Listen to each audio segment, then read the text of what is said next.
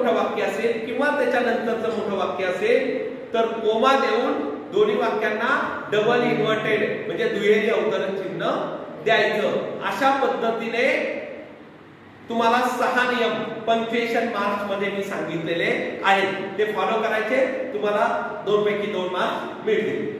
त्यानंतर चौथी जी ऍक्टिव्हिटी आहे ती काय,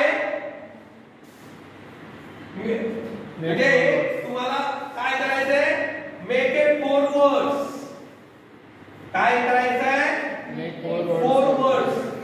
या ठिकाणी तुम्हाला काय दिला जातो, एक मोठा शब्द दिला जाईल.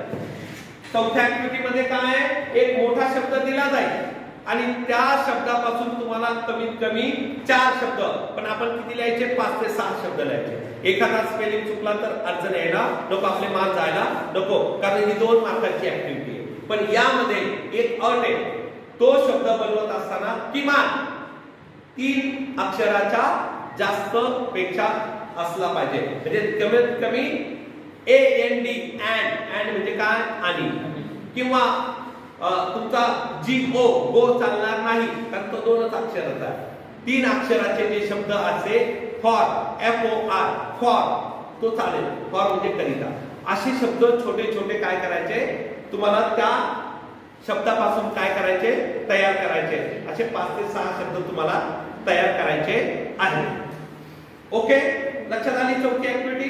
त्यानंतर 5वी जी ऍक्टिव्हिटी आहे ती रिलेटेड वर्ड्स. कोणती ऍक्टिव्हिटी आहे, related words. Related words. Related words. Related words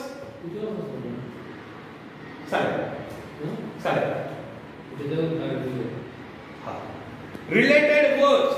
right the related words as shown in the example. म्हणजे काय, तुम्हाला अशी आकृती दिली जाईल. एक तर स्क्वेअर असेल तर स्क्वेअर करा, म्हणजे चौकोनी असेल तर चौकोन ठेवा, आयताकृती असेल आयताकृती, गोल असेल गोल ठेवा. कशा पद्धतीने असू द्या तशीच आकृती काढायची. हे सोडवत असताना त्याच्यामध्ये जो शब्द आहे तो तुम्ही समजावून घ्या आणि तुम्हाला एक शब्द जो दिलेला असेल त्या दोघांमधलं रिलेशन म्हणजे संबंध समजून घ्या. फॉर एक्झाम्पल इथे काय, हॅपीली, आणि इथे काय दिलंय, वर्क. तुम्ही आनंददायी काय काय करू शकतात, काम करू शकतात, वर्क. तुम्ही स्टडी करू शकतात. अशा पद्धतीने तिथे शब्द काय करायचे, तुम्हाला लिहायचे. अगोदर तुम्ही लिहून घ्या व्यवस्थित पद्धतीने आणि त्या पद्धतीने नंतर पेन्सिलने त्याला काय करा, जशी आकृती आहे त्या पद्धतीने ती आकृती तुम्ही ड्रॉ करू शकतात, काढू शकतात. अशा पद्धतीने 5वी ऍक्टिव्हिटी आहे. आणि 6वी ऍक्टिव्हिटी जी आहे ती काय आहे, वर्ड चेंज. काय आहे, वर्ड चेंज. म्हणजे इष्टा 2 मार्कांसाठी ही ऍक्टिव्हिटी विचारली जाईल. ती आहे शब्द साखळी. म्हणजे शब्दांची साखळी, जशा गाण्याच्या भेंड्या. गाणं म्हणतात तुम्ही, जसं गाणं म्हणतात आणि जो गाण्यातला त्या ओळीतला शेवटचा शब्द येईल, पुढचा व्यक्ती काय करतो, ते गाणं त्या शब्दापासून त्या अक्षरापासून तयार करतो. ओके, तसंच इथे शब्द आहे, फक्त इथे अट एवढीच आहे, complete the word chain of noun म्हणजे नामच लिहायचे. Complete the word chain of verb फक्त क्रियापदच लिहायचे. Complete the word chain of adjective तर विशेषण ऍडजेक्टिव्हच लिहायचे. Complete the word chain of adverb म्हणजे क्रिया विशेषणच लिहायचं.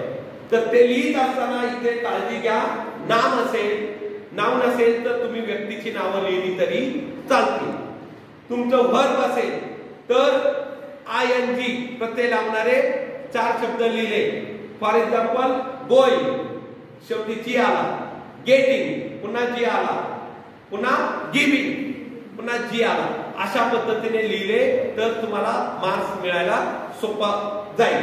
त्यामुळं हे फक्त लक्षात घ्या, वर्ड चेन नाउन म्हटलंय, वर्ब म्हटलंय, ऍडजेक्टिव्ह म्हटलंय की ऍडव्हर्ब म्हटलंय, एवढं लक्षात ठेवा. ओके, अशा पद्धतीने क्वेश्चन नंबर 1A किती मार्काचा आहे, 6 ऍक्टिव्हिटी 8 मार्काच्या आहेत. या व्यवस्थित पद्धतीने समजून लिहायच्या आहे. आता त्याच्यापुढे जो आहे तो काय आहे, इथे लिहिताना तुम्ही कुठे लिहायचं आहे, बी. बी ची कोणती ऍक्टिव्हिटी आहे बघा, पहिली. इथली पहिली ऍक्टिव्हिटी कोणती आहे? तुम्हाला इथे फ्रेज दिली जाईल. इथे काय दिली जाईल? फ्रेज. आता या फ्रेज मध्ये हा वाक्प्रचारामध्ये काय करावं लागेल? तुम्हाला त्याचा अर्थ समजून घ्यावा लागेल.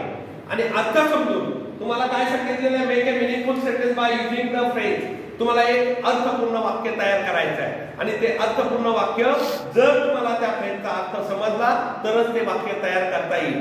यासाठी या फ्रेज तुम्हाला पाठ कराव्या लागतील, त्या समजून घ्याव्या लागतील, तरच तुम्हाला छोटंसं वाक्य तयार करता येईल. वाक्य तयार करताना ते अर्थपूर्ण असलं पाहिजे, त्याची स्पेलिंग चुका कामा नये, ते वाक्य ग्रामरच्या नियमानुसार स्ट्रक्चर असलं पाहिजे. त्याला ऑर आहे. जर ते अवघड वाटत असेल तर त्याला ऑर आहे बघा. Add a clause to the following sentence to expand it meaningfully. तुम्हाला एक क्लॉज, एक वाक्य दिलं जाईल आणि ते अर्धवाक्य असेल. तुम्हाला पूर्ण वाक्य अर्थपूर्ण तयार करायचं आहे. फॉर एक्झाम्पल इथं काय? He was absent yesterday because of he is ill.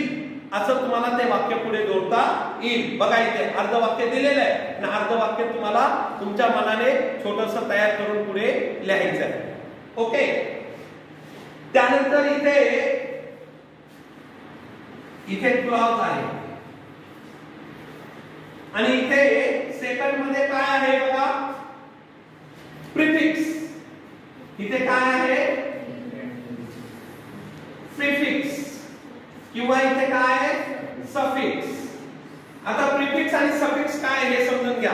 तुम्हाला एक शब्द दिला जाईल, मूळ शब्द, आणि त्याच्या अगोदर काही प्रत्यय जोडणं त्याला प्रिफिक्स म्हणतात आणि त्याच्या नंतर काही प्रत्यय जोडणं त्याला सफिक्स म्हणतात.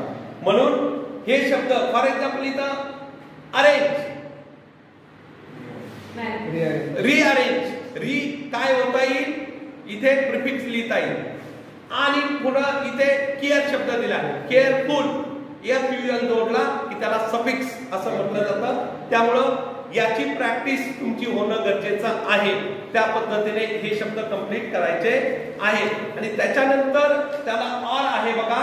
Make a meaningful sentence using any one of the following words.